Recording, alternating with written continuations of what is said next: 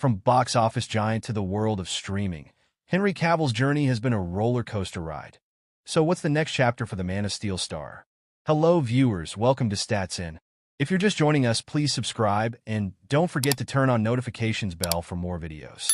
Entering new fields, be it a new profession or a new place, can never be a bed of roses, especially when you're Henry Cavill, a man who has danced on the edge of fantasy and reality, donning the mantles of both Superman and The Witcher, Geralt of Rivia. But what happens when you find yourself at a crossroads, staring down the barrel of a career-defining moment after the catastrophic Argylle disaster? Is this the end of the road for the man who brought such iconic characters to life, or just a bump in the road? Well, as they say, when one door closes, another opens, and Cavill is no stranger to seizing opportunities as if they were a lifeline in a storm-tossed sea. But amid Reddit discussions and fan speculation, one must feel hopeful that when one door closes, another opens wide, offering new horizons and unseen opportunities. Poor Henry Cavill, the man who once soared above skyscrapers and hunted mythical monsters, now finds himself at a turning point as the ruins of the Argylle cast long shadows on his path. As they say, all good things must come to an end, and Cavill's performance as Superman and Geralt of Rivia in The Witcher appears to have reached its peak. With Argylle bombing at the box office like a lead balloon, it's no wonder fans are wondering if Cavill's star is starting to fade like a pair of frayed jeans. His latest project, Argylle, seems poised to be a huge hit, but it's proven to be more of a shipwreck than a treasure trove. Directed by Matthew Vaughn, known for hits like Kick-Ass and X-Men. First Class, this star-studded spy thriller was supposed to be the crown jewel in Hollywood's treasure chest. With a cast that included John Cena, Dua Lipa, and of course Cavill himself, Argylle had all the makings of a major success. However, as the film reached theaters, it quickly became clear that the film's hopes had been as high as a kite, but had fallen. Despite a modest first place at the domestic box office, the film grossed $96 million worldwide against a staggering $200 million budget, Box Office Mojo. Critics' reviews were as welcome as a cool breeze on a summer's day, with Argylle earning a dismal score of 33% on Rotten Tomatoes. Maybe this is just another bump in Cavill's road, or just a blip on the radar of his illustrious career.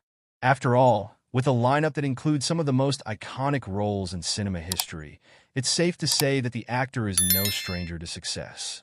The movie ship appears to have hit the water quickly. Argylle's failure to deliver on its biggest promises has left fans and pundits alike shaking their heads. A bloated budget, mixed reviews, and a marketing campaign that may have bitten off more than it could chew combined to make Henry Cavill's starring film more of a flop than a success. So the burning question remains: is Cavill's star power starting to flicker? With both Superman and The Witcher chapters behind him, it begs the question, is Cavill's career on the rocks? Redditors and online critics are quick to comment, with some claiming the actor's box office appeal may not be all that good. A bloated budget, mixed reviews, and a marketing campaign that may have bitten off more than it could chew combined to make Henry Cavill's starring film more of a flop than a success. So the burning question remains, is Cavill's star power starting to flicker? With both Superman and The Witcher chapters behind him, it begs the question, is Cavill's career on the rocks? Redditors and online critics are quick to comment, with some claiming the actor's box office appeal may not be all that good. Cavill was born in Jersey, the largest and southernmost of the Channel Islands, which are dependent territories of the British Crown and are located off the coast of Normandy, France. He is the fourth of 5 sons of Marianne Cavill, née Dalgliesh, a secretary, and Colin Cavill, a stockbroker. The family lived in St. Helier, where Henry Cavill grew up playing computer games with his brothers. At age 13, he left Jersey to attend the Stowe School, a boarding school in Buckinghamshire, England. At Stowe, Cavill developed an interest in acting and participated in school productions, including Grease, A Midsummer Night's Dream, and Tom Stoppard's Dog's Hamlet. At age 16, he and his classmates had the opportunity to be extras in the movie Proof of Life, 2000, starring Russell Crowe. While on set, Cavill introduced himself to the recent Oscar winner, who encouraged him to pursue acting professionally. Cavill soon landed a role in Vendetta, 2001, followed by another in Kevin Reynolds' big-screen adaptation of The Count of Monte Cristo, 2002. For the part of Albert Mandego, Cavill, who has said that he was teased for being overweight as a kid, was encouraged to lose several pounds. In addition, Cavill had guest roles in a number of British television shows as well as supporting parts in the coming-of-age film I Capture the Castle, 2003, and an adaptation of the Celtic romance Tristan plus Isolde, 2006. During this period, Cavill auditioned for several iconic roles, including Superman and James Bond, which ultimately went to Brandon Routh in Superman Returns and Daniel Craig in Casino Royale, both 2006, respectively. Those setbacks led him to consider following in the footsteps of two of his elder brothers and joining the armed forces. In 2007, however, Cavill garnered his first leading role in The Tudors, a cable series following the exploits of Henry VIII, played by Irish actor Jonathan Rhys-Meyers. Cavill portrayed Charles Brandon, a loyal courtier to the king. The series helped make Cavill a familiar face, and during its 4 seasons, 2007 to 10, he also appeared in such films as the adventure fantasy Stardust, 2007, and the Woody Allen comedy Whatever Works, 2009.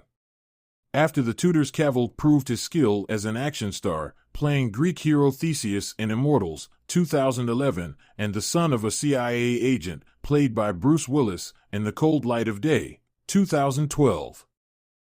In 2011, Cavill announced that he had been cast as Clark Kent/Superman in Man of Steel, 2013. He later admitted that he had missed the call from director Zack Snyder offering him the job because he had been playing the online game World of Warcraft. To portray the Man of Steel, Cavill transformed his body, adding so much muscle that he sometimes split the seams of his Superman costume.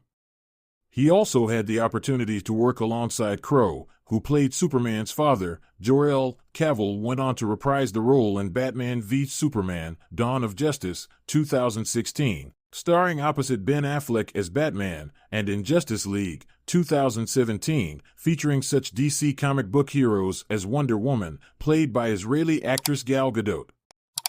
In between Superman films, Cavill starred in director Guy Ritchie's big-screen adaptation of The Man from UNCLE, 2015, playing a CIA agent who teams up with a KGB agent, played by Armie Hammer, and in Sandcastle, 2017, portraying a Special Forces captain on a 2003 tour of Iraq. Cavill then played the main antagonist in Mission Impossible Fallout, 2018, the 6th installment of Tom Cruise's Mission Impossible series. In 2019, he assumed the lead role in the hit Netflix series The Witcher, based on the novels by Polish author Andrzej Sapkowski, whose sources include Polish mythology and Slavic folklore. Cavill played Sherlock Holmes, the elder brother of aspiring sleuth Enola Holmes in the movies Enola Holmes, 2020, and Enola Holmes 2, 2022. In 2022, Cavill had a cameo as Superman in Black Adam, renewing speculation that he was planning a return to the role 5 years after Justice League. Cavill confirmed the rumors in the fall, but a couple of months later he wrote on Instagram that the studio had decided to go in a different direction.